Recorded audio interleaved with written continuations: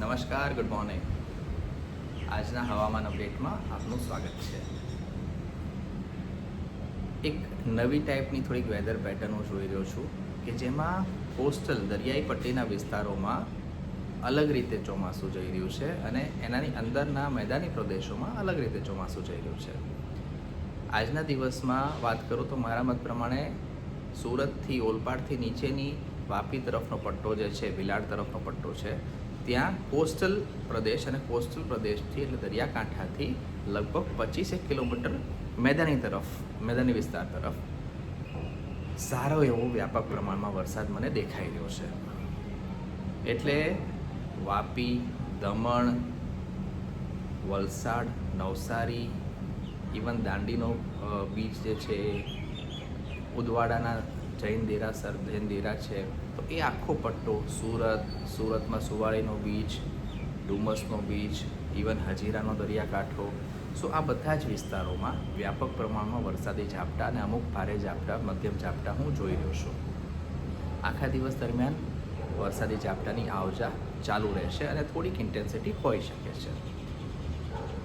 Same way દક્ષિણ સૌરાષ્ટ્રનો area જે છે, કે દક્ષિણ પૂર્વ સૌરાષ્ટ્રમાં જે ભાવનગરનો પટ્ટો છે, દીવ સુધીનો, ત્યાં પણ થોડાક વ્યાપક ઝાપટા જોઈ રહ્યો છું.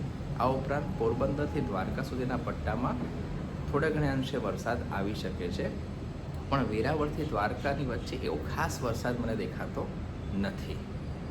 પણ વેરાવળ છે, ઉના છે, દીવનો વિસ્તાર છે, ભાવનગરની આસપાસનો વિસ્તાર છે, ઘોઘા બંદરની આસપાસનો વિસ્તાર છે, ત્યાં હળવાથી મધ્યમ ઝાપટા હોઈ શકે છે.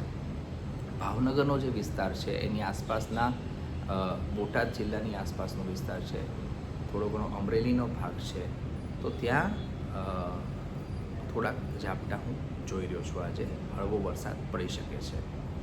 એના સિવાયના જે વિસ્તારો છે એમાં હજી પણ ગરમી ચાલુ રહેશે. હું હજી પણ વ્યાપક ચોમાસું આવી ગયેલું છે અને ચોમાસું આગળ વધી રહ્યું છે એવું નથી કહી રહ્યો. પહેલાં પણ મેં 22 તારીખ કીધી હતી, હજી પણ હું એ જ તારીખની આસપાસ જોઈ રહ્યો છું ચોમાસું આગળ વધશે એવું. અમદાવાદનો આસપાસનો વિસ્તાર, ઉત્તર ગુજરાતનો આસપાસનો વિસ્તાર અને કચ્છનો પૂર્વીય વિસ્તાર કે જે ઉત્તર ગુજરાત તરફનો વિસ્તાર છે, ત્યાં ગરમીનું પ્રમાણ રહેશે. વાદળો હોવાને કારણે બફારો વધારે ફીલ થશે, એટલે ફિલિંગ થતી ગરમી થોડીક વધારે રહેશે. ઓવરઓલ ઉત્તર ગુજરાત, મધ્ય ગુજરાત, મધ્ય સૌરાષ્ટ્ર અને કચ્છના વિસ્તારોમાં ગરમી રહેશે. તાપમાન લગભગ 39 ડિગ્રીથી 41 ડિગ્રીની વચ્ચે રહી શકે છે.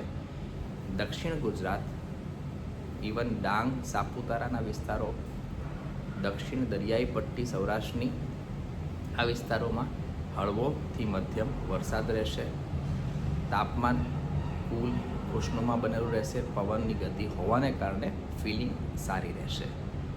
ફરી એકવાર રિપીટ કરું છું, દક્ષિણ ગુજરાતના દરિયાઈ પટ્ટીના વિસ્તારોમાં વરસાદ થોડોક હળવોથી મધ્યમ, થોડોક અપર સાઈડે કોઈક વખત ભારે ઝાપટા હોઈ શકે છે.